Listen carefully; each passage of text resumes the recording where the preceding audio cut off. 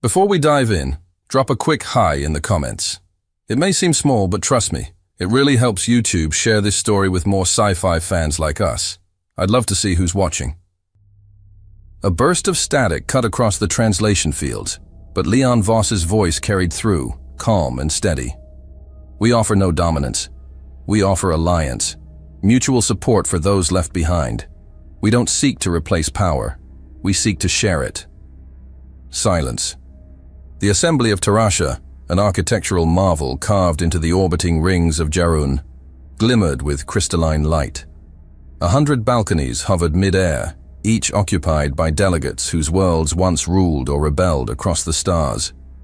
The obsidian floor beneath Voss reflected the banners of the great powers, dim, brittle in the shifting light. The ambassadorial seat of the Scarine Dominion shifted, their trio of mouths curling upward in synchronized disdain. Beside them, the bulk of the Kaltha Triarch flexed, 6 arms twitching near their belt holsters. Voss didn't move. Many of your civilizations once stood where the periphery stands now, he continued, lifting his gaze toward the higher balconies, where the lesser species gathered, perched on platforms that felt more like cages than invitations. The Earth Union proposes a coalition for mutual autonomy, aid, defense, resources for those who seek sovereignty without chains. Some heads turned, but at the central dais, where the council's true rulers sat, the air grew colder. Arak Vor rose, 8 feet of armored muscle, twin ridges gleaming across his skull.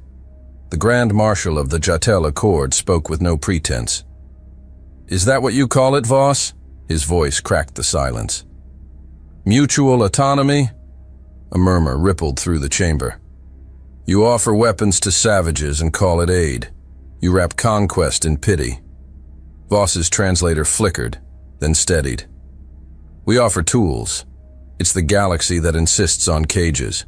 Laughter barked from the Tharn Collective's delegation. Mock salutes followed. The insult was clear. Voss's voice remained steady. "You fear what freedom brings, because if the periphery no longer needs the core, what's left of your empire?" "Enough!" Arak Vor snapped.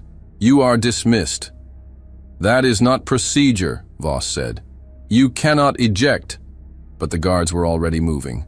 2 of the council's enforcers, armored in bronze exosuits, descended from the hovering platform.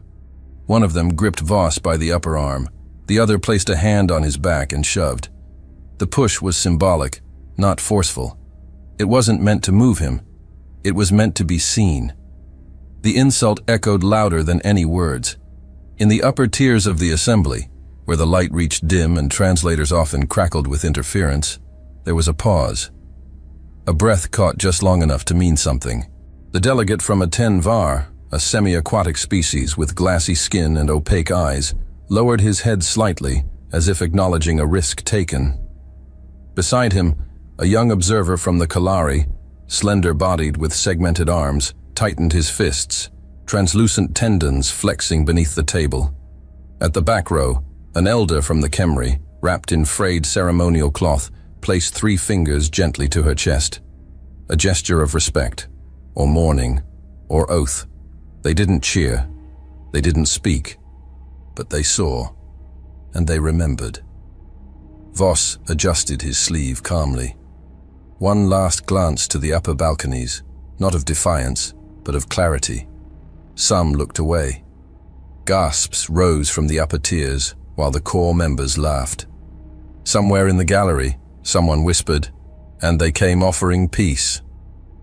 As Voss was marched from the central platform, his boots striking against the stone steps of the amphitheater, the delegates leaned in to watch. Some recorded it, others simply smiled. The diplomat did not resist. He walked tall, his chin high, his voice silent, but his message was complete. For those watching in the shadows, the ones without banners, without fleets, without names on the official registry of power, the silence said everything.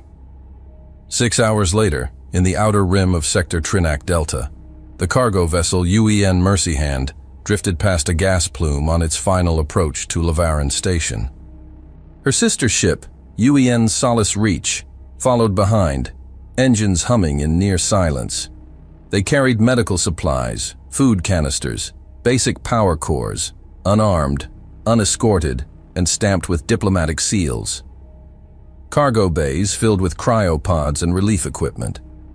Everything marked for the colonies displaced by skirmishes, no one claimed responsibility for. Captain Rail Morgan sat in the pilot's chair, jaw tight as he watched the grav field ripple unnaturally. "Something's wrong," he said. His co-pilot, Soren Kells, leaned forward. "We're still 2 minutes from safe lane transition. Nothing on the scope." Morgan frowned. "Recalibrate. Wait. There. You see that distortion near the beacon? That's not background radiation." Then the alert hit. Sensors flooded with hostile designations. 3 Dread-class interceptors, flagged with Council sigils, dropped from hyperspace at weapons range. No hails, no queries, no demands. Only a single broadcast on a wideband channel. "UEN vessels, you are in violation of restricted military space. Prepare for immediate detainment or destruction." "Restricted?" Kells said, voice tight. There was no notice about... The first missile struck Mercy Hand mid-keel. There was no time to scream, no time to react. The vessel fractured clean through her spine, the explosion washing across the black in a blistering arc of blue flame. Debris spun in slow motion, a silent carousel of wreckage and molten metal. Inside Solace Reach, Captain Rail Morgan froze for a heartbeat. The reflection of the fireball bloomed across the glass of his visor, bright enough to burn into his vision, real enough to sear into memory. His breath caught. Kells stared, wide-eyed. "Gods!" Morgan snapped back. "Broadcast now. All frequencies." Kells hesitated, just a second too long. "Now, damn it!" Morgan roared.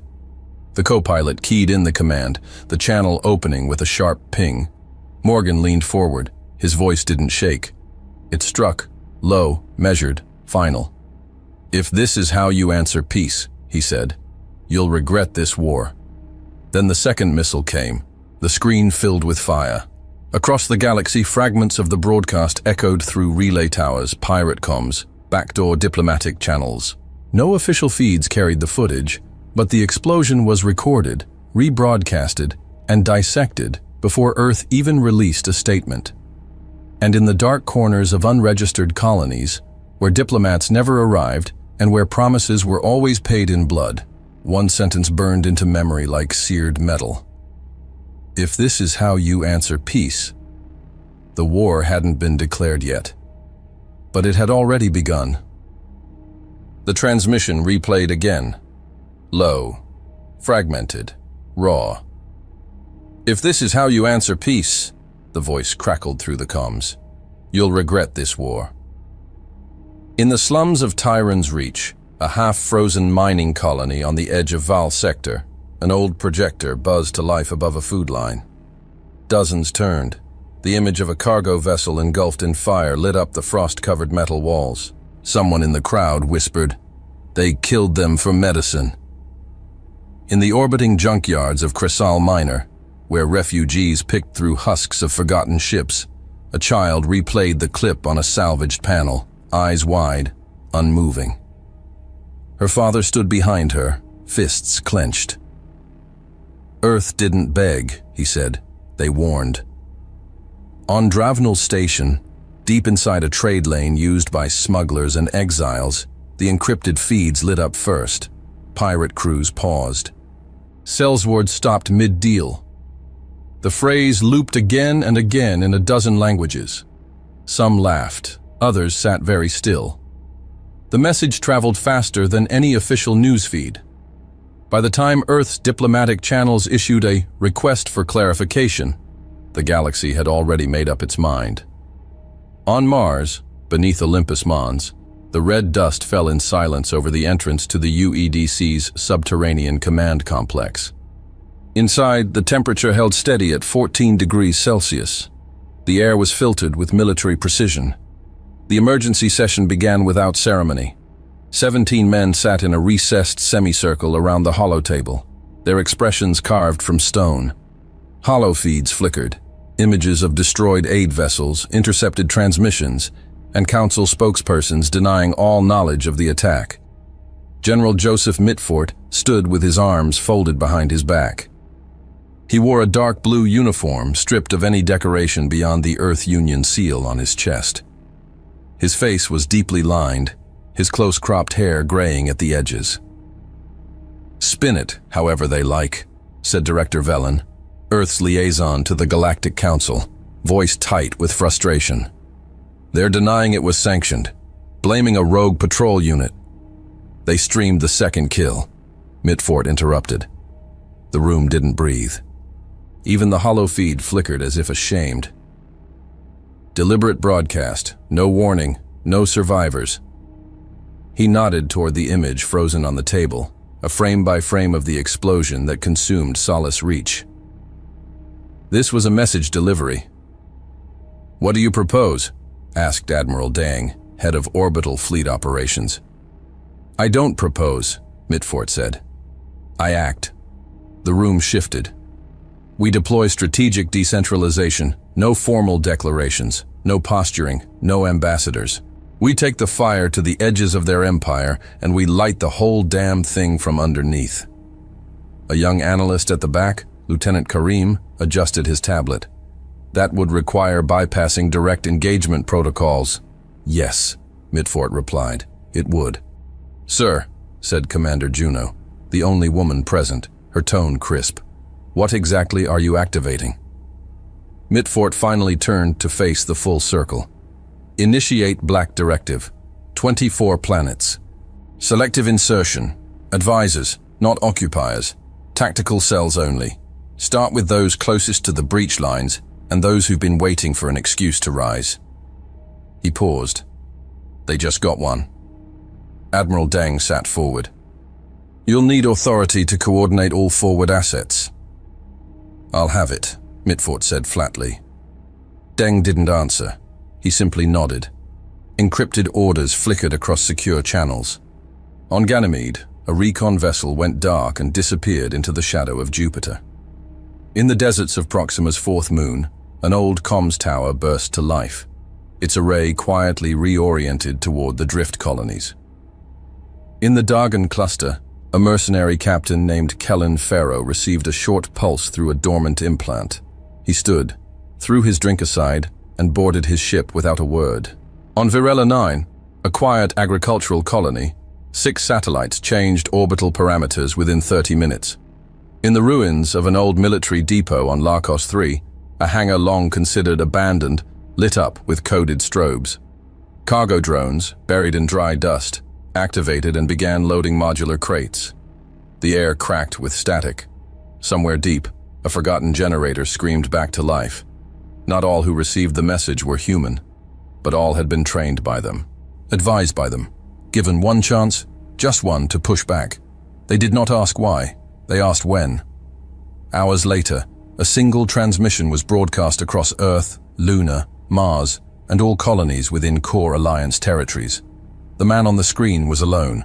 No backdrop, no flag, no insignia. Mitford. His voice came steady, cold. No more proposals. No more apologies. They answered peace with fire. Now they will answer to us. He paused, letting the silence stretch. To those on Earth and beyond, hold the line. To our allies in the dark, the time has come. He looked directly into the lens. They crossed it first. Now we cross back. The feed ended.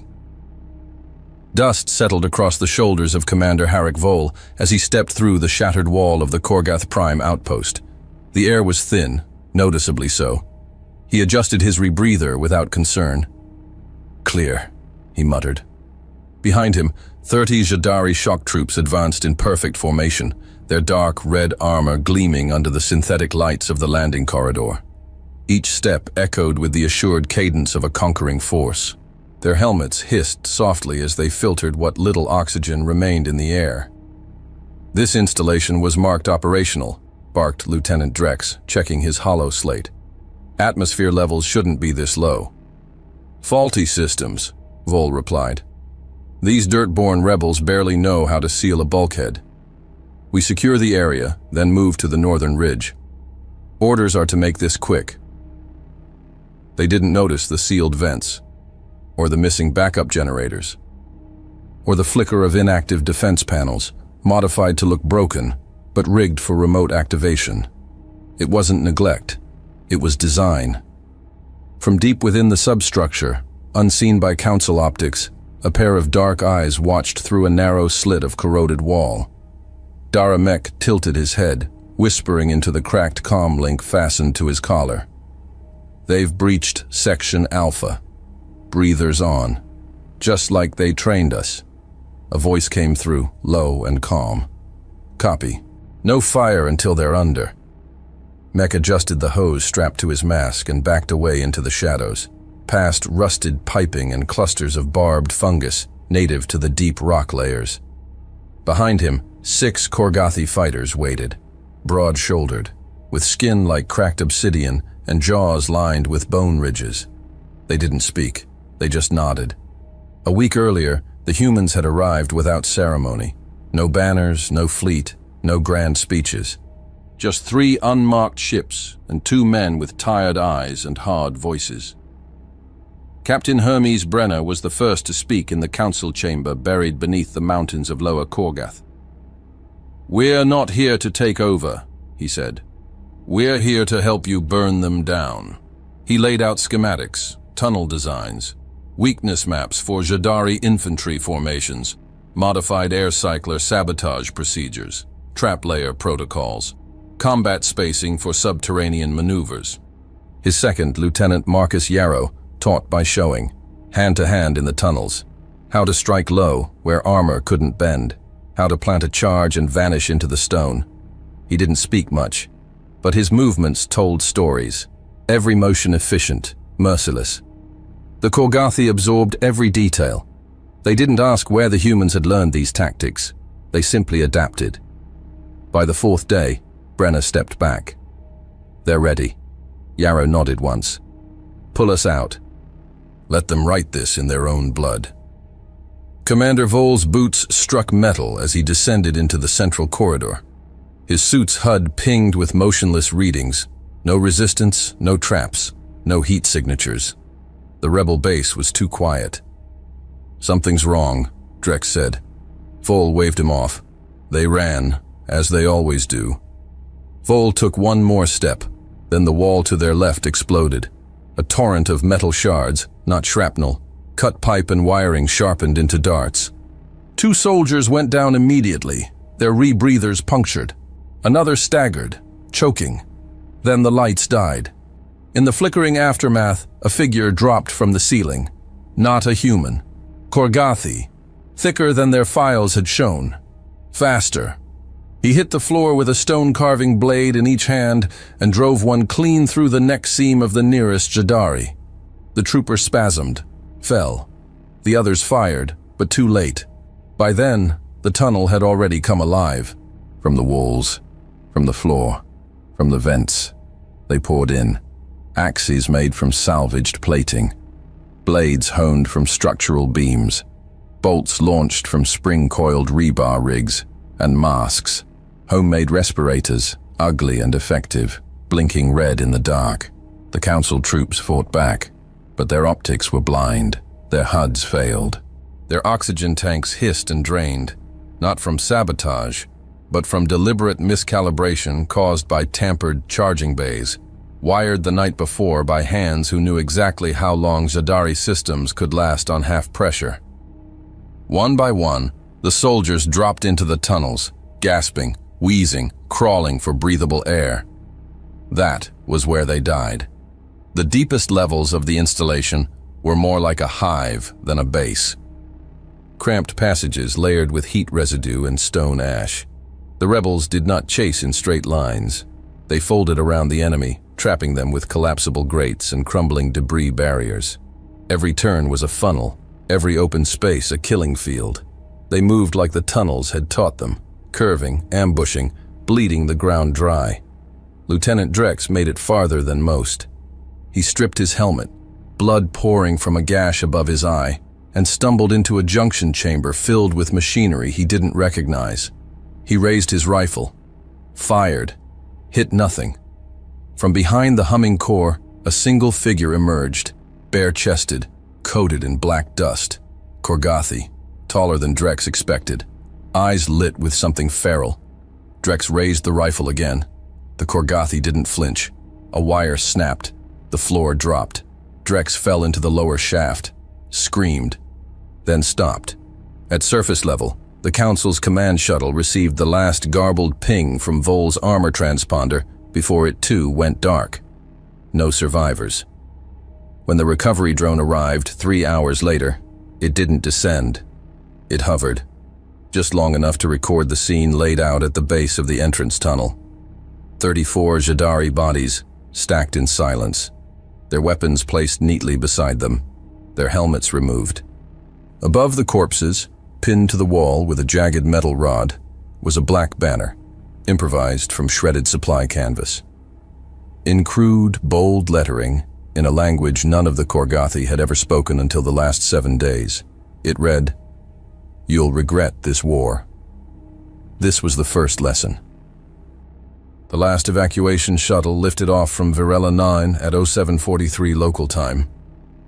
Dust spiraled in its wake, scattering across the empty landing platforms of Port Halen. Crates of ration packs and oxygen tanks lay discarded near the hangars. Holographic projectors blinked quietly, still looping evacuation orders in a dozen civilian dialects. Colonists fled under the watch of orbital surveillance, families packed into trams, cryopods sealed and loaded. Men shouted orders, women cried. Children clung to whatever arms they could. It was all real, until it wasn't. 10 kilometers beyond the colony perimeter, in the shadow of an old agricultural complex, Colonel Reese Calder stood inside a decommissioned comms tower with 2 fingers pressed to his earpiece. "They bought it," he said. "They're moving into polar formation." A voice crackled through, filtered by static. "Telemetry confirms. 9 vessels. No scouts ahead. They think we left it all behind." Calder turned to the group behind him. 12 men and 2 women, all in mismatched armor, mostly ex-miners and field techs. No one spoke. To Calder's left, an older man hunched over a display console that once managed irrigation data for corn hybrids. His name was Lero Danik, former satellite engineer turned weapons tech. He tapped a key. Sat nodes 1 through 12 locked. Payloads armed. Calder nodded. Confirm targeting matrix. Civilian sensor grid is patched. We've got atmospheric refraction correction from ground heat signatures. Precision within 3 meters, Danik said, his voice flat, cold.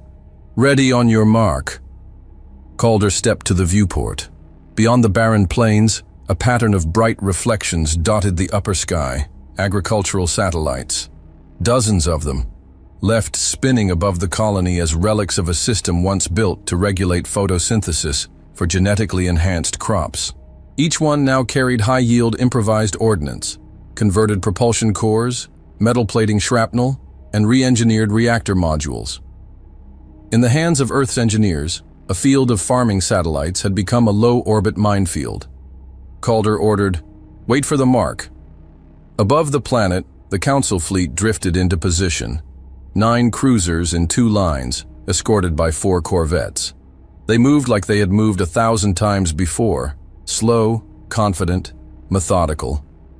Captain Sorthan of the Jareth Dominion stood at the helm of the lead vessel, VNS Sarek, his thin hands clasped behind his back. His species, the Sharn, were tall and slender, skin translucent like marble-veined glass. Their voices were musical. Their arrogance was practiced. "Still no resistance?" he asked, his tone bored. His tactical officer, Jareen Kott, a reptilian Saurex with a rust-colored exosuit, flicked his tongue once. "None. No shield signatures. No power surges. Colony appears deserted." Sorthan tilted his head. "Pathetic. And this was one of the human-aligned worlds?" "They ran," Kott said. "Typical." Sorthan turned away from the screen. Prepare drones for ground sweep. I want the central comms node intact. Their recordings may be. An alarm chirped. Sir, Cott said. Wait, there's a shift in orbitals. Thermal rise in atmospheric fringe, multiple points. Sorthen frowned. Weapon signatures? No. Agricultural tags. Old satellite IDs. Some still have council codes. Another pause. Then the satellite images updated. The units were moving. The tactical screen flooded red. Missile lock, Cott started. Too late. Silence fell over Port Halen. Then, the sky lit up. Not with sound, but with motion. Streaks of kinetic fire traced downward like threads of molten wire. No smoke, no buildup. Just a single moment of absolute stillness. Then contact. The vacuum cracked like a fault line. Orbit turned to shrapnel. The sky fell in silence, and fire came without mercy. The Sarek never had a chance. Its shield lattice collapsed under the stress of 6 simultaneous impacts. The hull cracked down the middle. Its fusion core ruptured. The explosion didn't sound like thunder. It sounded like bone splintering in vacuum. The second ship, Travis Un, attempted evasive maneuvers, but its rear engine pod caught a burst of metallic shrapnel. The reactor overcorrected, then ignited. One after another, the ships died. Clean, calculated, no dogfights, no hail requests, just targeting solutions and impact. On the ground, inside the comms tower, Danik was already inputting the next sequence. Next wave programmed, South Arc sweep, remaining sats are primed. Calder's voice didn't change. Fire again. In space, 3 more satellites reoriented with mechanical precision. Their payloads were smaller, focused strikes meant for bridge sectors and power conduits. On board the corvette Koresh Toll, a last-ditch transmission was broadcast in panic. The signal crackled, half-jammed, caught by a relay tower in Varela's southern hemisphere. They're not fleeing, it was a trap. They weren't fleeing, it's a trap. The signal drowned in silence. By the end of the hour, all 9 council ships were gone. What little wreckage remained rained into the upper atmosphere and burned as streaks of red light against the purple sky. At the edge of the old comms tower, Calder stepped outside and looked up. Behind him, a woman emerged with a folded black banner and climbed the support scaffolding in silence. She hung it from the edge of the broken dish. The wind caught it and pulled it wide, like a verdict handed down from the dirt below. And for a moment, Varela 9 looked peaceful again. The Jadari occupation force marched through the central avenue of Z4 Limbus beneath banners of the council's crest, flanked by civilian towers and hollow-eyed locals pressed against building walls. The rhythmic thump of synchronized footfalls echoed off concrete like war drums. Troop shuttles hovered in low orbit above the skyline, a show of force casting shadows longer than the buildings themselves. Major Vel Kieran stood atop a mobile command platform, helmet tucked under one arm. His gray skin shimmered faintly under the neon lights of the city's core. A Narel, 4-eyed, bioluminescent veins across his temples, Kieran radiated the quiet, practiced menace of a man convinced his war was already won. Population compliant, reported Captain Dresk, a squat, bristled Surin officer in polished silver armor. No visible resistance. Broadcast loops have neutralized crowd energy. Kieran surveyed the silent city. Tower windows dark. Public holoscreens rerouting pre-approved messages of unity and order, and below, civilians watched the parade of occupying troops with unmoving faces, blank, defeated. Keep them watching, Kieran said. They should know who owns them now. He raised a fist. The march halted. At the center of the square, directly across from the old colonial palace, stood a government annex. Tall, black-paneled, its side wall facing the plaza like a blank canvas. A second passed. Then another. Without sound or warning, the entire wall erupted into fire. A column of flame burst outward with such force it cracked the nearest troop transport's side plating. The explosion didn't just detonate, it branded the air with fire. Each letter seared into vision like a curse spoken in flame. traced across the flames in searing orange. "You'll regret this war." Before the smoke cleared, the first shots rang out, not from windows, from beneath. Manhole covers burst open, grates flew into the air, cracks in the pavement split wide, and from the sewers, from the utility shafts, from the heat vents and delivery chutes, came the humans. Black armor streaked with city dust, night vision visors, silencers mounted to compact rifles. Every squad emerged in perfect timing across the city, near transit hubs, water junctions, civic towers. They didn't scream. They didn't broadcast. They executed. The first wave of Jadari fell before their formations could tighten. Major Kieran ducked behind the side of the command platform, blood already streaking down the plates of his left gauntlet. "Ambush! Sector-wide!" Dresk shouted, his voice rising over the chaos. "Multiple insertion points! Underground infiltration!" His sentence was cut short by a sharp crack, the sound of a shaped charge breaching the rear power node of the mobile HQ. The platform exploded from the inside, throwing Kieran and half his command staff through a shattered store window. By the time he stood up, the square was fire. Across the southern quarter, in the shipping district, Council forces scrambled to regroup, only to find their support bots malfunctioning. A delivery unit, CIV Bot Model 9, spun out of its route and collided with a wall, then detonated, releasing an EMP burst that disabled local sensors. Above a maintenance hub, a single cleaning drone hovered into position, its exterior repainted, and its software overwritten with targeting subroutines. It released 3 charges into a fuel conduit network. The detonation leveled a full street corner, collapsing it into a cratered mess of steel and flame. From the rubble, a single figure emerged, Sergeant Elias Corrin, Earth Special Operations. He signaled with a sharp flash of light toward a mirrored building facade. Snipers responded. Jadari officers dropped before they could organize. Every strike was timed, every detonation coordinated, inside the command net, only static. Then, just once, a voice came through. Grainy, measured, irrefutable. "No banners of theirs in this city, only ours. Burn the symbol, take the center." Midfort, the signal cut out. It didn't need to return. By nightfall, the old palace was surrounded. Jadari forces had retreated to its interior, converting the marble-floored halls into defensive choke points. But the resistance didn't charge blindly. They sealed the exits, collapsed stairwells, cut power to the emergency lifts. Then they waited until heat sensors inside the walls began to rise, uncontrolled. Fire, oxygen starvation, panic. At 0219, the western wall caved inward. Corrin's unit advanced through smoke and ash, dropping the last 2 defenders in a precise, silent motion. No more defenders, no more flags, only smoke, silence, and scorched marble.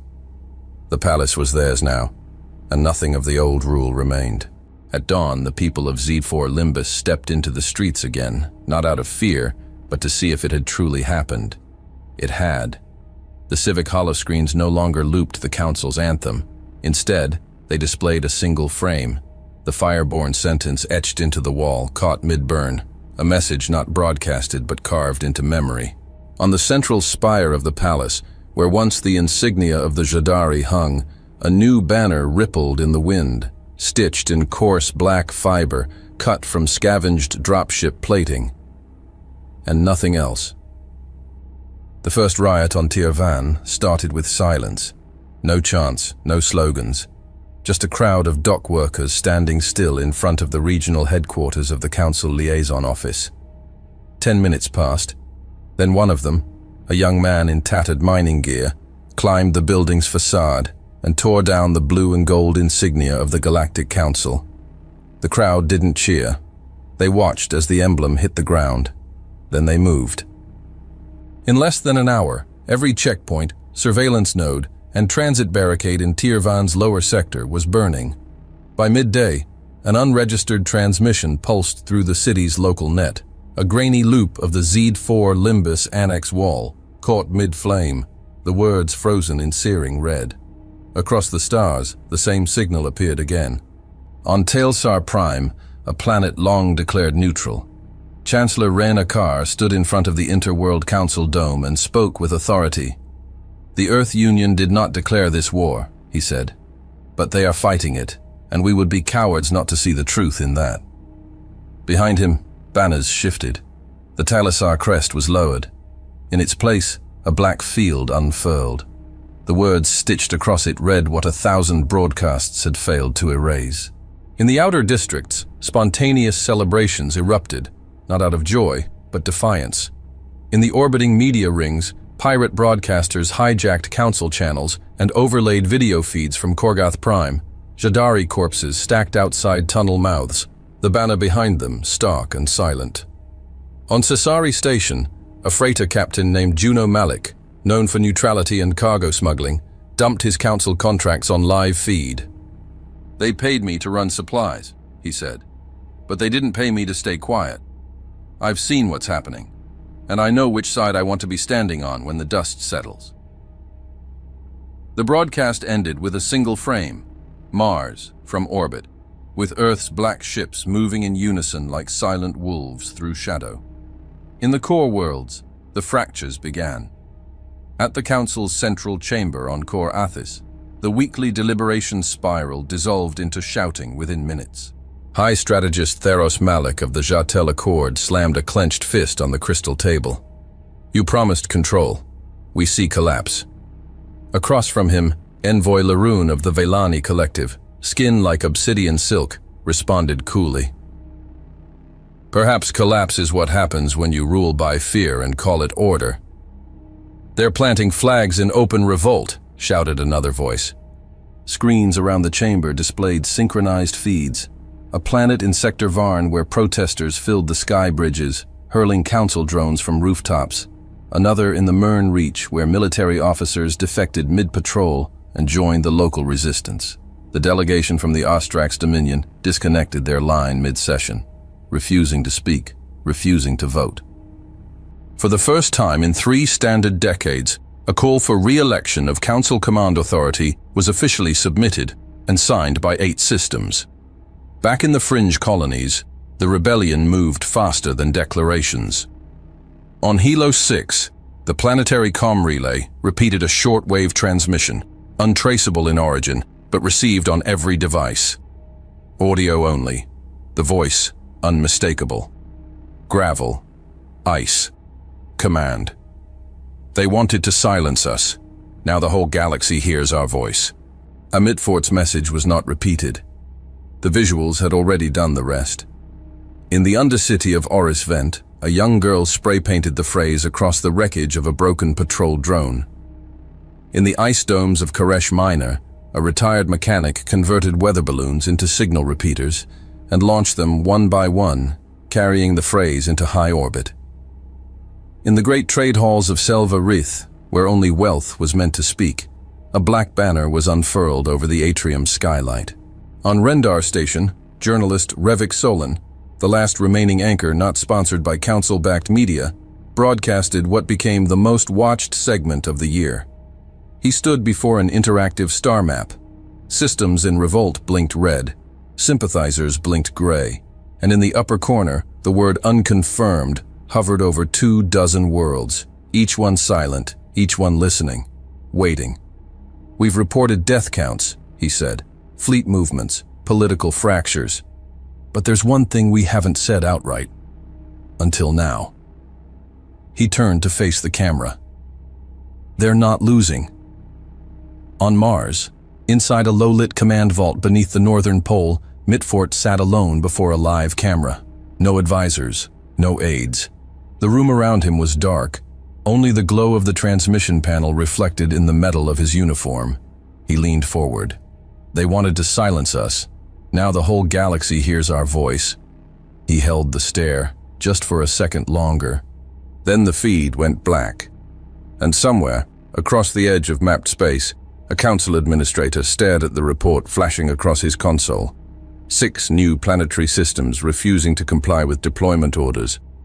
One of them had never spoken to Earth. But someone had painted a message on their moon's surface. across 40 kilometers of dust, traced by fusion torch. It wasn't a threat. It was a verdict, burned into stone to outlast the war. Under the crystalline dome of the Galactic Council chamber, a soft chime echoed, ceremonial, muted, hollow. The assembly room, once a spectacle of light and diplomatic theater, now felt abandoned in its own grandeur. Dozens of chairs remained unoccupied. A few holoprojectors flickered with distorted avatars, delegates appearing as half-formed images, unstable signals, deliberately underpowered. Arakvor walked to the center alone.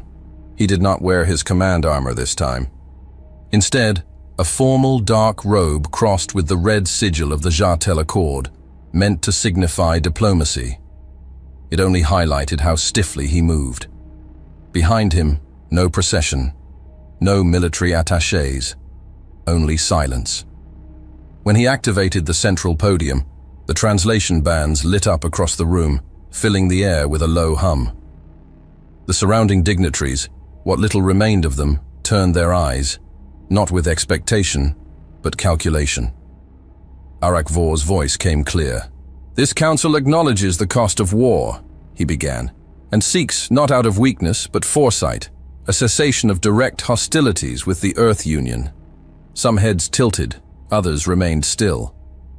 A summit, neutral ground, an open forum to establish terms of mutual stability. He paused carefully. This is not surrender. This is wisdom, a chance to spare more loss. No one interrupted, but no one agreed. On the upper terrace, where media observers once hovered in broadcast pods, only 2 drones remained, both inactive. Even the propaganda machinery had gone quiet. Arakvor continued, "We are not blind. We see the fragmentation. We see the uprisings. We see the consequences." That word lingered. 30 minutes later, a transmission left Core Athos, routed through 12 diplomatic relays, verified by 6 signature nodes, and flagged as top priority to Earth's command authority. It was formal, courteous, restrained, an invitation to a peace summit, with attached assurances, a full list of attending systems, proposed topics, time frame, location. It reached Mars Command within 9 minutes. The response came 34 minutes later. Not a call, not a reply transmission, just a single burst packet, a file. It opened automatically on Council-approved devices. No security breach, no delay. A video. The screen showed a single man seated in an unlit room. Concrete walls, no banners. The only light came from a flickering data feed, reflecting off the metal plates of his uniform. General Joseph Mitford.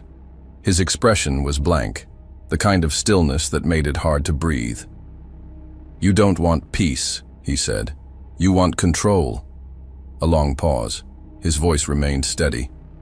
"Now, you will have the consequences." The screen cut to black. No reply address. Only the reflection of their own silence. In orbit above the desert moon, Raylis, the 8th Jadari Enforcement Fleet, received reactivation orders. They were to proceed to Iral Tau, enforce blockade procedures, and detain rebel sympathizers attempting to evacuate.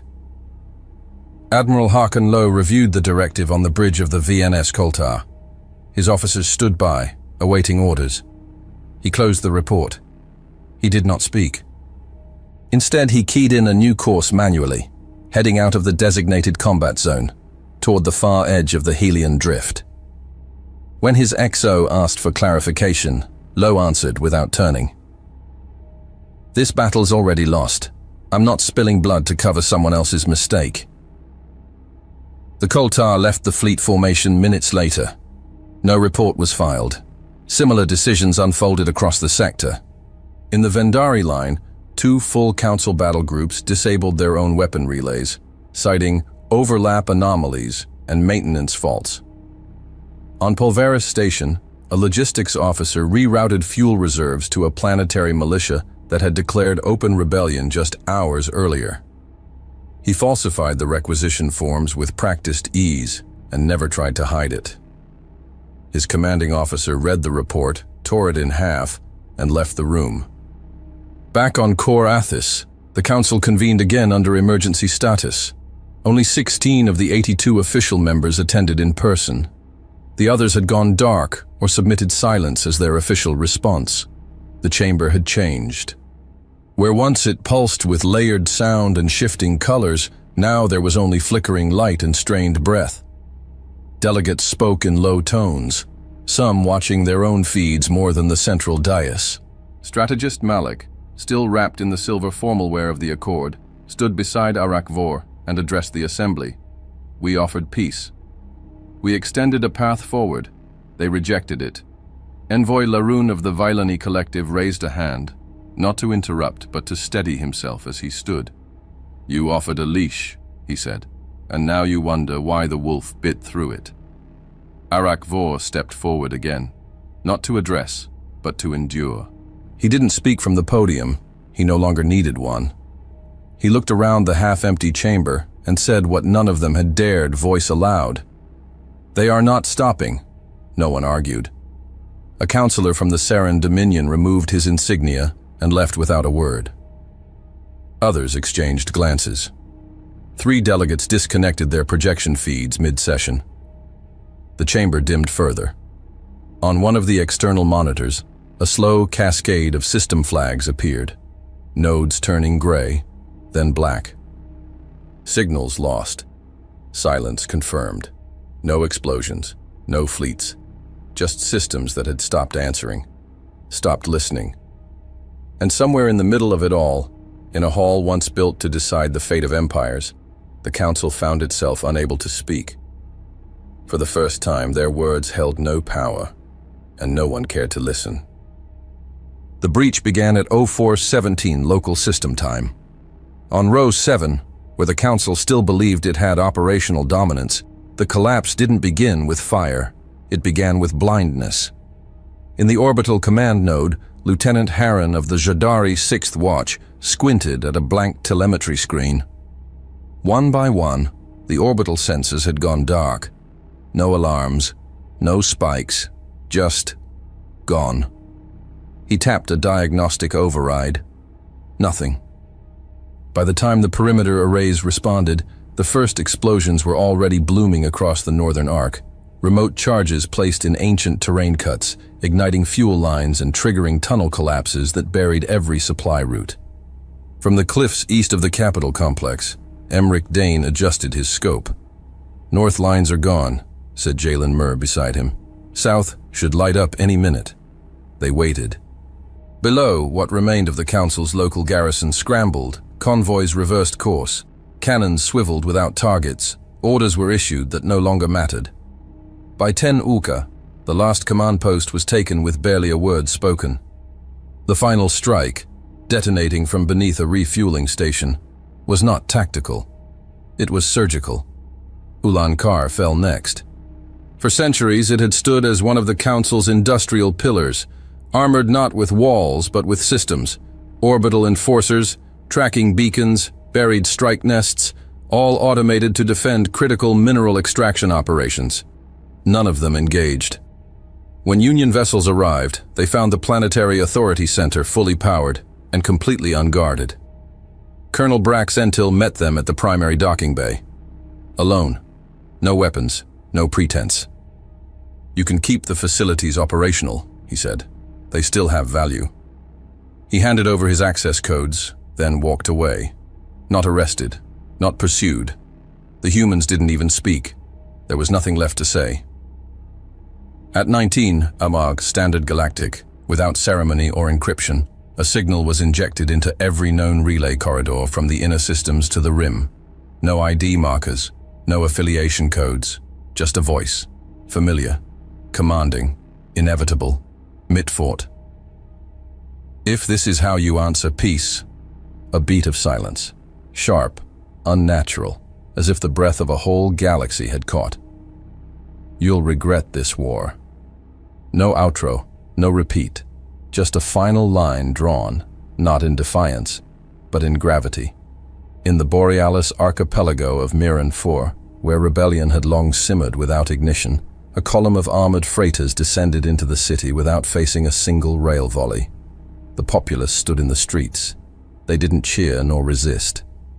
The local broadcast tower, long used to suppress unauthorized transmissions, began projecting live footage from row 7. No narrator, no banner, just wreckage being swept, locals reclaiming ground, cargo doors opening to welcome supplies instead of arms. One image remained fixed longer than the rest. A council shuttle, painted white, left untouched in the square, not as a trophy but as a relic, a warning to anyone still clinging to past certainties.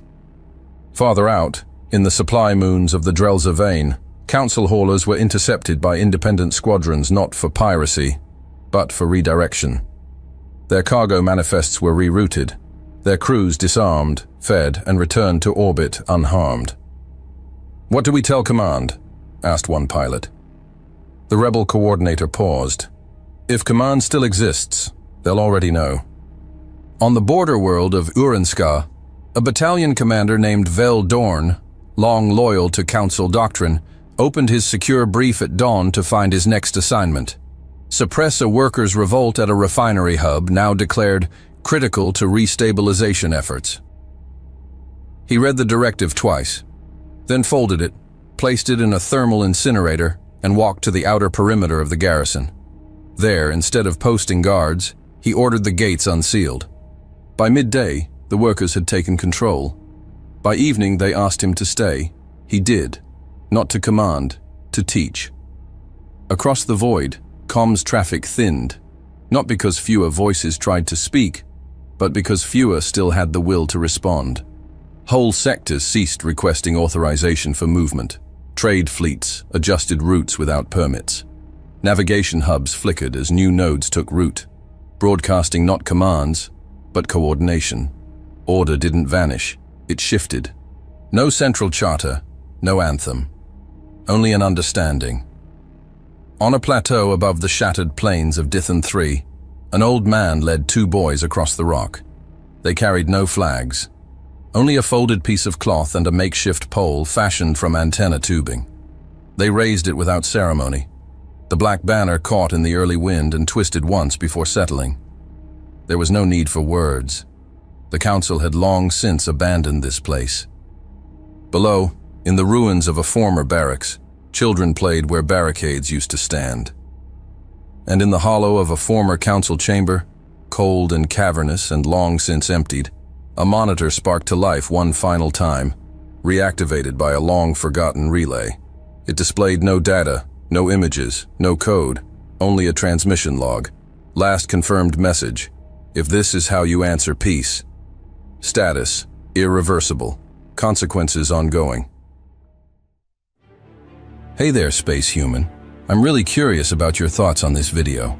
Drop a quick comment and let me know what's on your mind. Or just say hi if you prefer. Either way, I'd love to hear from you. Oh, and one last thing. Every great soldier knows that to survive and become a hero, taking care of yourself is key. So before you go, check the pinned comment. Trust me, it's important.